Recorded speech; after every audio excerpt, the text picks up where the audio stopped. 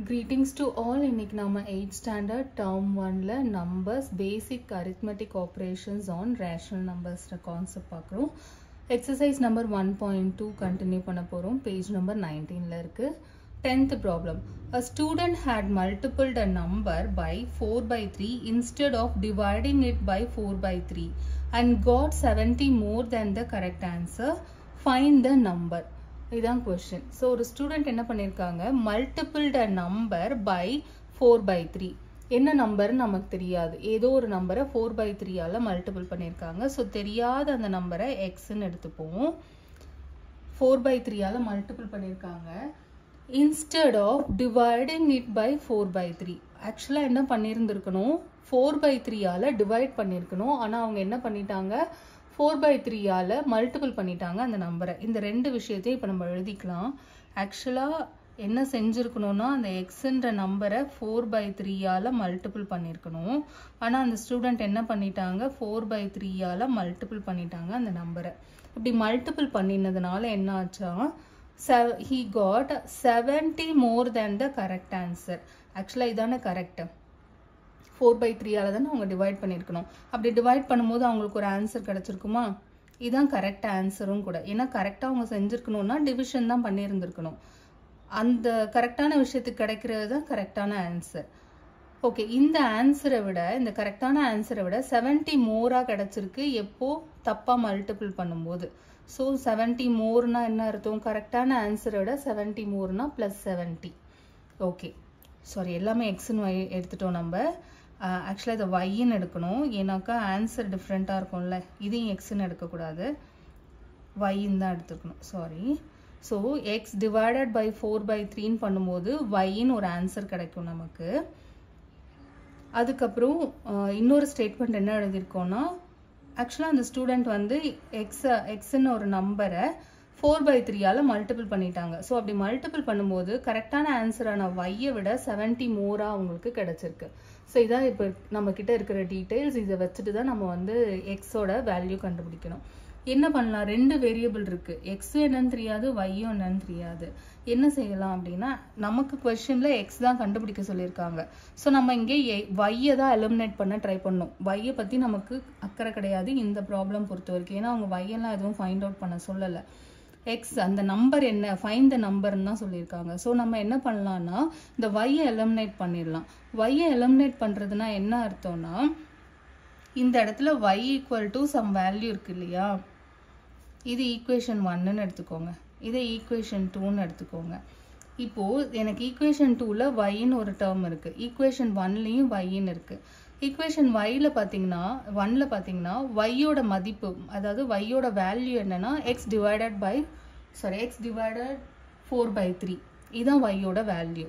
So நாம் என்ன செய்யலாம்னா, இங்கே இருக்குது பார்த்தீங்களா இந்த ஒய் செகண்ட் ஈக்குவேஷனில், அதுக்கு பதிலாக அந்த ஃபர்ஸ்ட் ஈக்குவேஷனில் ஒய்க்கு ஒரு வேல்யூ இருக்குது பாருங்கள், எக்ஸ் டிவைடட் 4 by 3, அதை கொண்டு வந்து நம்ம போடலாம்.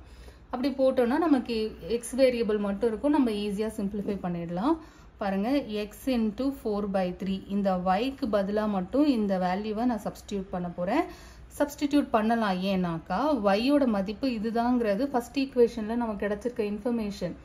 எங்கெல்லாம் இது இருக்கோ அங்கே ஒய்ன்னு போட்டுக்கலாம், எங்கெல்லாம் ஒய்ன்னு இருக்கோ அங்கே இந்த எக்ஸ்பிரஷனை போட்டுக்கலாம். இதுதான் இதுக்கு அர்த்தம்.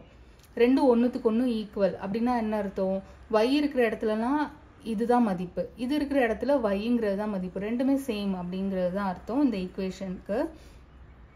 ஸோ அந்த புரிதலோட நாம் என்ன பண்ணுறோன்னா, லெஃப்ட் ஹேண்ட் சைடு அப்படியே இருக்குது, எக்ஸ் இன்ட்டு 4 by 3. இங்கே இருக்கக்கூடிய ஒய்க்கு பதிலாக நான் என்ன எழுதுறேன்னா, எக்ஸ் டிவைடட் 4 by 3. பக்கத்தில் இருக்க 70 எல்லாம் அப்படியே தான் இருக்கும், எந்த டிஸ்டர்பன்ஸும் ஆகாது. ஓகே, இப்போ நம்ம சிம்பிளிஃபை பண்ணலாம்.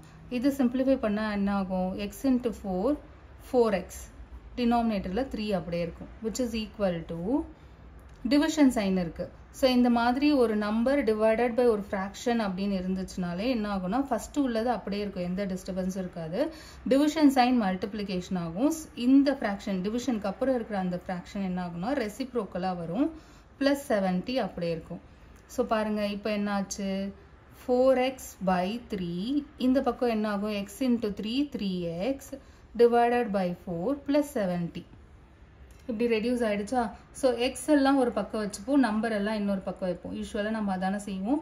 ஓகே, இப்போ இந்த எக்ஸ் மட்டும் ஒரு பக்கத்தில் வைக்கணும்னா 3யும் 4யும் எக்ஸ் எல்லாத்தையும் தனித்தனியாக பிரிக்கணுமானா அப்படி கிடையாது. இதெல்லாம் சேர்ந்து ஒரு டேர்ம். எக்ஸ் கூட என்னென்னலாம் இருக்கோ அதெல்லாம் எக்ஸ் டேர்ம்ஸ் தான். ஓகேங்களா. ஸோ இந்த 4/3யும் இந்த 3/4 எல்லாம் எக்ஸை விட்டு பிரிக்கணும். ஆனால் இப்போ கிடையாது. இப்போ நம்ம ஷிஃப்டிங் தான் பண்ண போகிறோம். எக்ஸ் டேர்ம்ஸ் எல்லாம் ஒரு பக்கம், நம்பர் மட்டும் இன்னொரு பக்கம்னு. நம்பர் இந்த சென்ஸ் கான்ஸ்டன்ட் மட்டும் ஒரு பக்கம். இப்போ எக்ஸ் கூட இருக்கிறதெல்லாம் நம்ம என்ன சொல்லுவோம், வேரியபிள்ஸ்ன்னு சொல்லுவோம் இல்லையா.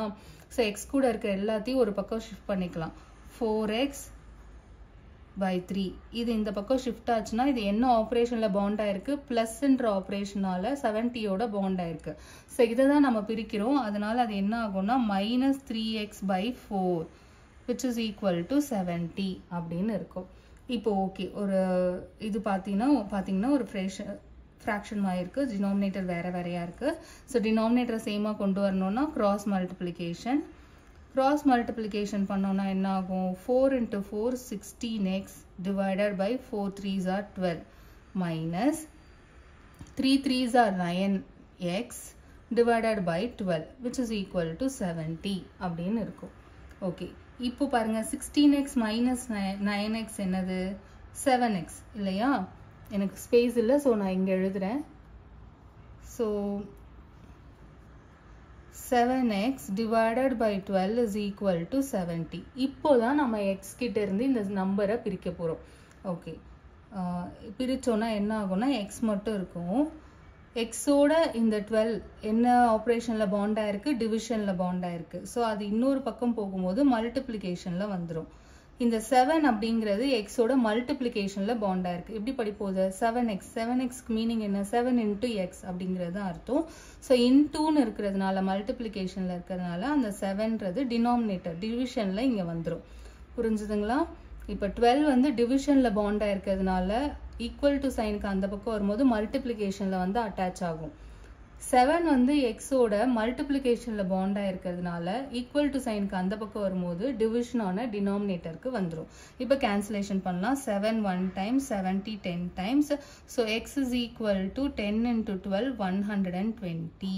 ஸோ இந்த ஒரிஜினல் நம்பர் அவங்க மல்டிபிள் பண்ண ஒரிஜினல் நம்பர் வந்து 120. அந்த 120யை அந்த ஸ்டூடெண்ட் வந்து 4/3ஆல் மல்டிபிள் பண்ணியிருக்காங்க. ஆனால் ஆக்சுவலாக 120யை 4/3ஆல் டிவைட் பண்ணியிருந்துருக்கணும்.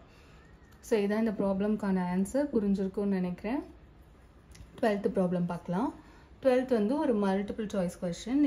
இதில் என்னென்னா இந்த எக்ஸ்பிரஷனை சிம்பிளிஃபை பண்ணால் என்ன ஆன்சர் வரும் அதான் கொஸ்டின். ஸோ இதில் பார்த்தோன்னா ஃபஸ்ட்டு நம்ம ப்ராக்கெட் தான் சால்வ் பண்ணுவோம். ப்ராக்கெட்குள்ளே பார்த்தீங்கன்னா 3/4 divided by 3/4 minus 5/8 அப்படின்னு இருக்குது. ஸோ டினாமினேட்டர் சேமாக இல்லை, மைனஸ் பண்ணணும்னா நமக்கு டினாமினேட்டர் சேமாக இருக்கணும். இப்போ எல்சிஎம் எடுக்கலாமா, கிராஸ் மல்டிப்ளிகேஷன் ஆனால் அதுக்கு முன்னாடி நம்ம இந்த டினாமினேட்டரை ஒன்று இன்னொன்னா கன்வெர்ட் பண்ண முடியுமான்னு செக் பண்ணிக்கணும். அதுக்கப்புறம் தான் கிராஸ் மல்டிப்ளிகேஷன் பண்ணலாமா இல்லை எல்சிஎம் எடுக்கலாமான்னு நம்ம யோசிக்கணும். இப்போ இங்கே 4 இருக்குது, இங்கே 8 இருக்குது. என்னால் 4 வந்து 8ஆக மாற்ற முடியும். எப்படின்னா 4 × 2 பண்ணுறதுனால எனக்கு 8 கிடைக்கும் டினாமினேட்டர். ஸோ டினாமினேட்டரில் 2ஆல் மல்டிபிள் பண்ணுறதுனால நியூமரேட்டர்லையும் 2ஆல் மல்டிபிள் பண்ணிங்கன்னா இது என்ன ஆகும், 3 2s are 6. 6/8 minus 5/8 அப்படின்னு ப்ராக்கெட்குள்ளே ஆகிடும். வெளியில் இருக்க ப்ளஸ் அண்ட் 1/2 அப்படியே இருக்கும். ஏன்னா நம்ம உள்ளுக்கு ப்ராக்கெட்குள்ளே மட்டும்தான் இப்போ சிம்பிளிஃபிகேஷன் பண்ணிகிட்டு இருக்கோம். அதை சுற்றி இருக்க வேறு எந்த ஆப்ரேஷனும் எந்த நம்பரும் எந்த டிஸ்டர்பன்ஸும் ஆகாது. அதாவது அப்படியே இருக்கும். ஓகே, இப்போ ப்ராக்கெட்குள்ளே பார்த்தீங்கன்னா 6 - 5 இருக்குது. 6 - 5 அப்படிங்கிறது 1/8. 6/8 minus 5/8 அப்படின்னா நியூமரேட்டரை சப்ட்ராக்ட் பண்ணோம்னா 6 - 5 வந்து 1. டினாமினேட்டர் அப்படியே இருக்கும். So 1/8 plus 1/2. இப்போ திரும்பவும் அடிஷனில் வந்து நின்று இருக்கும். டினாமினேட்டர் சேமாக இல்லை, டினாமினேட்டர் சேமாக ஆக்கலாம். இப்போ பார்த்தீங்கன்னா என்னால் 2ஐ 8ஆக மாற்ற முடியும். எப்படின்னா 2ஐ 4ஆல் மல்டிபிள் பண்ணுறதுனால. ஸோ டினாமினேட்டர் 2ஆல் மல்டிபிள் பண்ணுறதுனால நியூமரேட்டரையும் 2ஆல் மல்டிபிள் பண்ணேன்னா ஃபஸ்ட்டு ரேஷனல் நம்பர் 1/8 அப்படியே இருக்கும் ப்ளஸ் சைன். அதுக்கப்புறம் இது என்ன ஆகும், 1 × 4 வந்து 4 நியூமரேட்டரில், டினாமினேட்டரில் 2 × 4 வந்து 8. ஸோ 1/8 ப்ளஸ் 4/8 என்னது, 5/8. இந்த ஆப்ஷன் எங்கே இருக்குது, ஆப்ஷன் சி. ஸோ இதுதான் கரெக்டான ஆன்சர். Thanks for watching.